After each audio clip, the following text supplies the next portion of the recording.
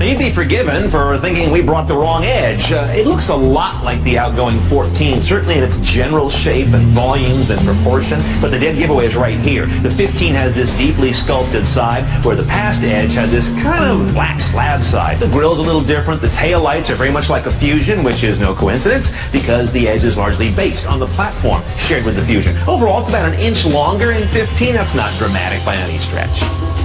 Now, inside the new Edge, Ford's done a lot of work to bring it upscale and not be so utilitarian. There's the real problem, though. This head unit's the equivalent of wearing a Nixon-Agnew campaign button. Well, I'm not a crook. We're going back. It's the My Ford Touch with some Sync technology that Ford took a drubbing for years. It's been replaced by Sync 3. Unfortunately, this 15 Edge only offers this outgoing My Ford Touch. The 16 will bring you the much more desirable Sync 3. You know what to do.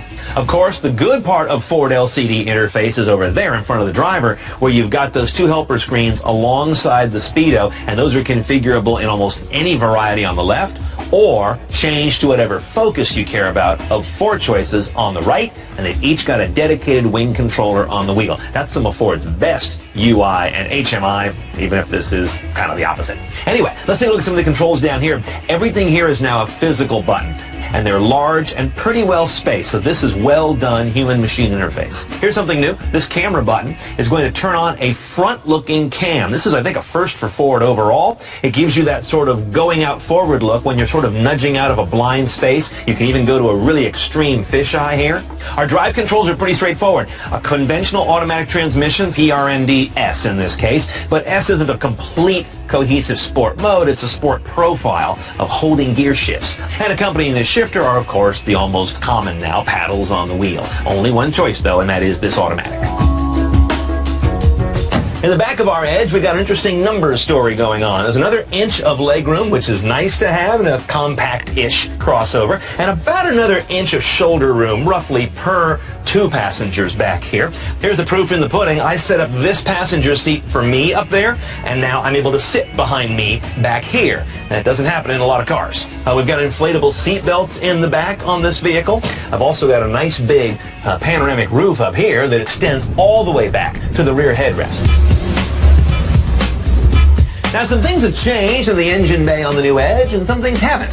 First of all, this is now the standard engine, the 2-liter, the little guy, inline 4, sitting side saddle with EcoBoost technology. That means a turbocharger and direct injection. It used to be kind of a pricey option. Now it's the base engine. It's also now got a twin-scroll turbo, so a turbo that has 2 modes of operation to be more responsive. Additional engines include the 3.5-liter V6 and the 2.7-liter 4-cylinder EcoBoost, but here's your new base. The numbers are up a little bit. It's now 245 horsepower, up 5, and 275 pound-feet of torque, also up 5. What didn't change is the MPG. It still comes in at 24 average, which is 20 city, 30 highway. The last Edge was 21 city, 30 highway, but the average comes out the same.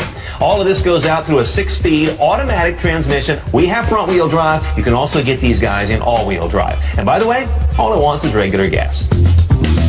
First thing that struck me about the new Edge is the ride quality. This is smooth and nice and liquid, very compliant. I like that. I think it's a home run for the market they're going after. Now, the next thing you notice is the powertrain. You say, okay, how's this little 2-liter EcoBoost turbo doing?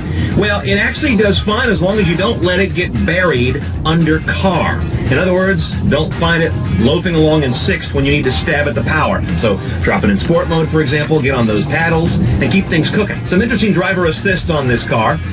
One that is not terribly cutting edge is lane departure warning and lane departure prevention. Because it has an electric power steering rack, they can address that digitally and tell it to nose you back in. That's how they do it. Perhaps the most interesting, though, is this new layer of self-parking technology. Now this vehicle adds perpendicular on top of that, and also exit mode. So if you're too damn dumb to get out of a parking spot you parked in, don't know how that works, this will get you out of it. That front camera is, it's useful if you're coming out of a blind spot. You got to hit that button, of course. You got to think about it manually, but it's got a good clear image. And there are also quite an elaborate array of surround sensors that are available on this vehicle to augment the front and rear cameras. You have no surround camera tech, however. You get a lot of segments there on the screen, as you can see, along with various beeps and color coding to let you know what you're about to scrape.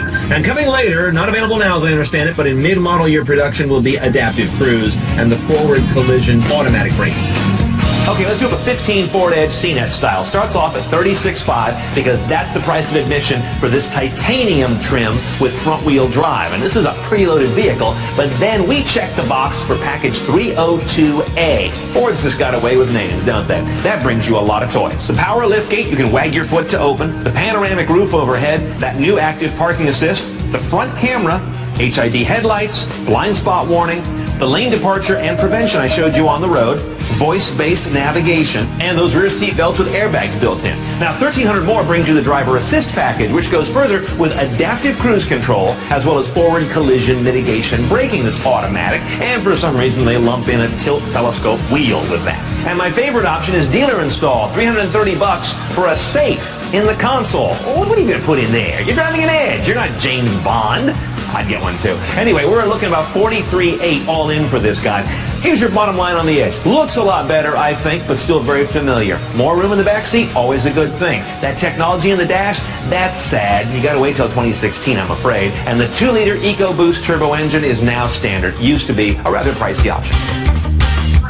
More cars driven CNET style. Standing by now at cnetoncars.com. Click on the road.